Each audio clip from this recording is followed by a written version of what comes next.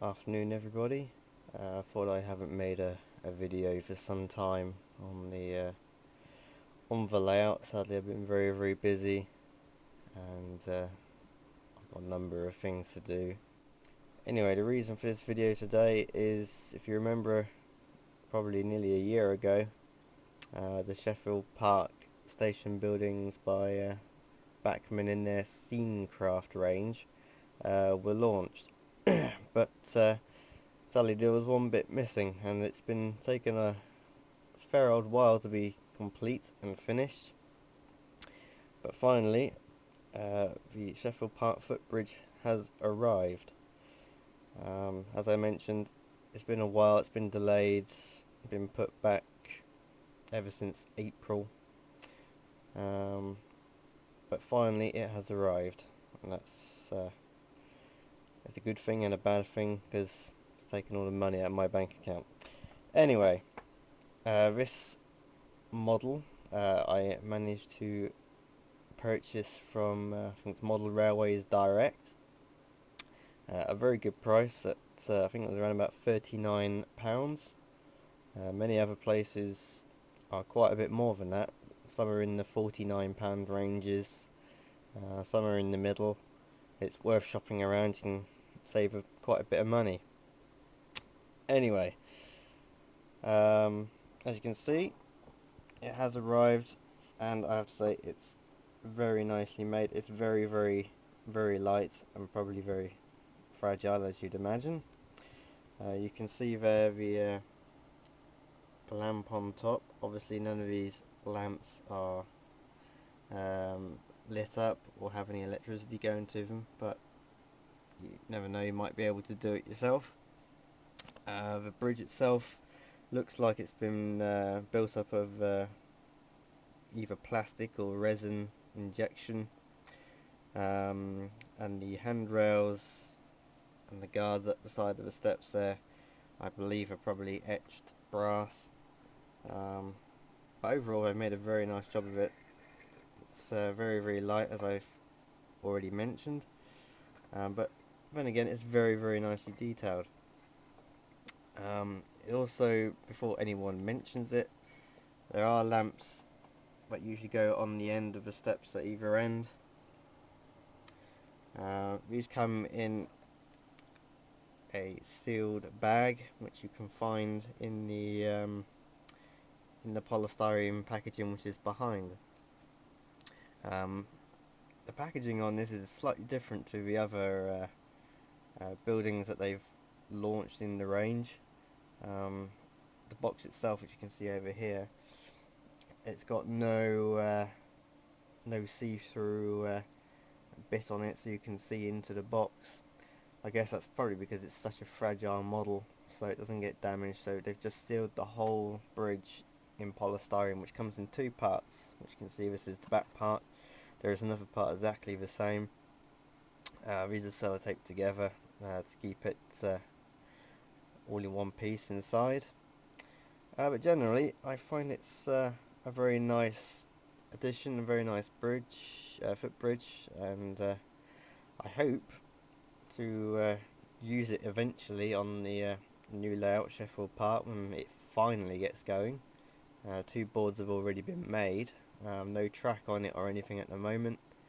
I've still got one or two boards to actually start building, excuse me, and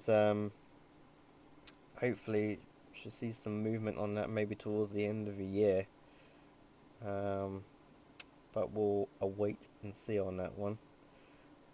Other projects which are going on, if anybody follows my various topics on various forums, RMWeb, New Railway Modelers, the Model Rail Forum, which is sort of like Hornby Mag's forum.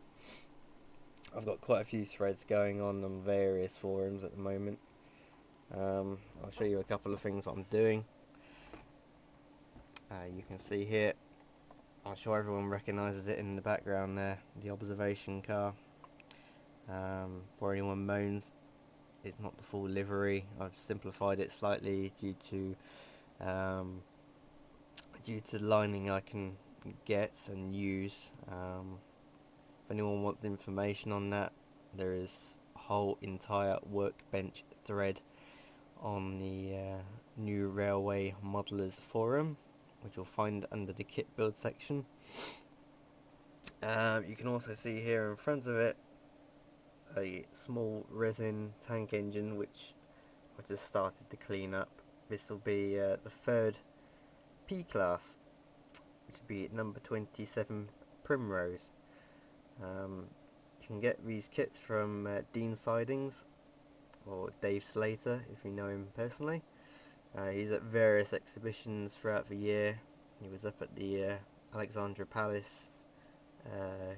show, and he'll probably be, I think the next one he'll be at is Worley in November time. A very nice guy, very helpful guy, and I find his kits, if you haven't built a kit before, these are quite nice to do, because they just go on a ready to run chassis, very easy. There's some modification needed, cutting down, making it shorter, but other than that it's a very straightforward kit to build.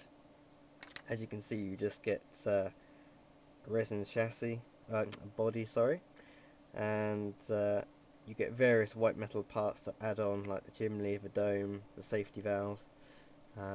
You also, what I find is quite nice about his kits is he includes all the parts to finish it. So he includes the handrail knobs, he includes the handrail wire, he even includes a smokebox darts, a brass one, which is probably from Markets or something.